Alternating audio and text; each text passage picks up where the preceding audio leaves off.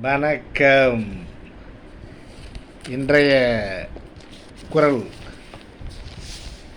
நயனில சொல்லினும் சொல்லுக சான்றோர் பயனில சொல்லாமை நன்று. 197வது திருக்குறள். அதாவது இதனுடைய கருத்து என்னன்னு பார்த்தீங்கன்னா, நன்மை இல்லாதவற்றை சொன்னாலும் சொல்லலாம், பயனில்லாத சொற்களை எப்பொழுதுமே சான்றோர்கள் சொல்லாமல் இருத்தல் நல்லது என்றது. அதாவது இதுக்கு நான் எழுதின கதை என்னன்னு பார்த்தீங்கன்னா,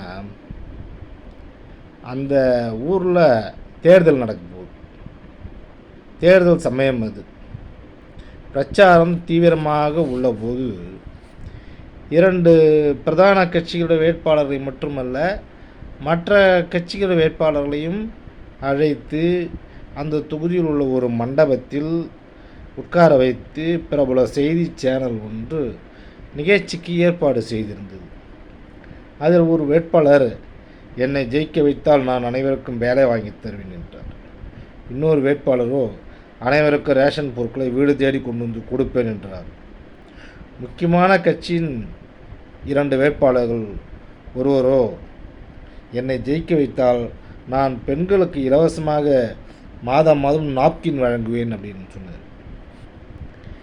அதில் இன்னொரு வேட்பாளரோ, நான் வெற்றி பெற்றால் எல்லா ஆண்களுக்கும் இலவசமாக மாதம் ஆணுரை வழங்குவேன் என்றார். பார்க்கலாம்.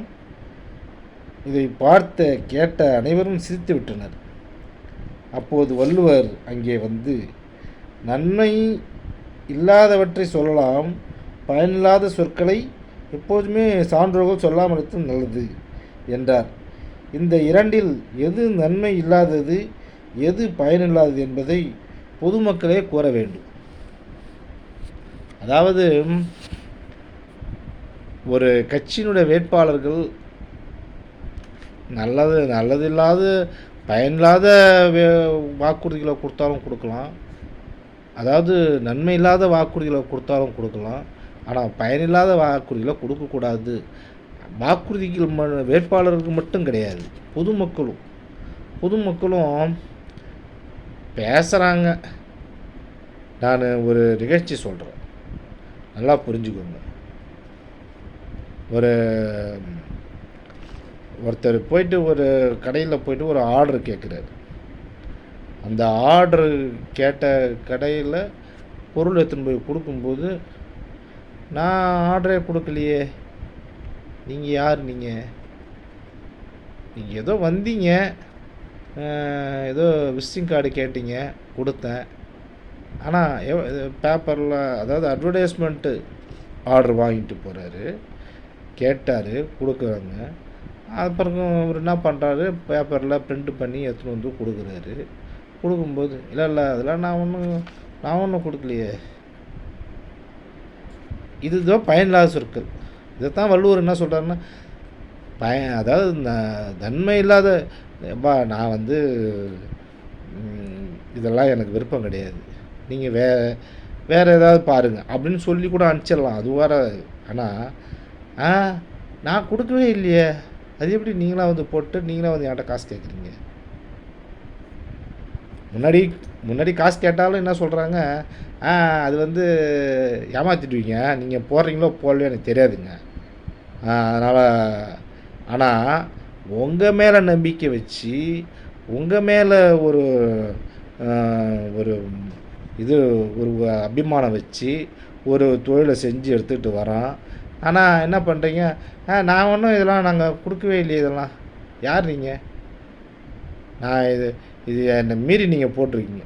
உனக்கு ஞாபகம் இல்லைன்றது வேறு ஒரு விஷயம். ஆனால் கொடுக்கவே இல்லைன்னு ஒருத்தவங்க தொழில் செய்யும்போது அந்த தொழிலை கேவலப்படுத்தக்கூடாது.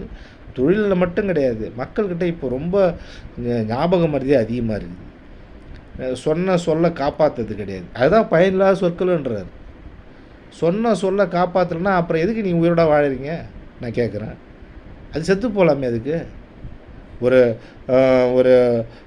பொண்ணை கொடுக்குறோன்னு சொல்லிட்டு பேசிக்கிறீங்க, அப்புறமேட்டா என்ன பண்ணுறீங்க, என் பொண்ணுக்கு விருப்பம் இல்லை அப்படின்னு.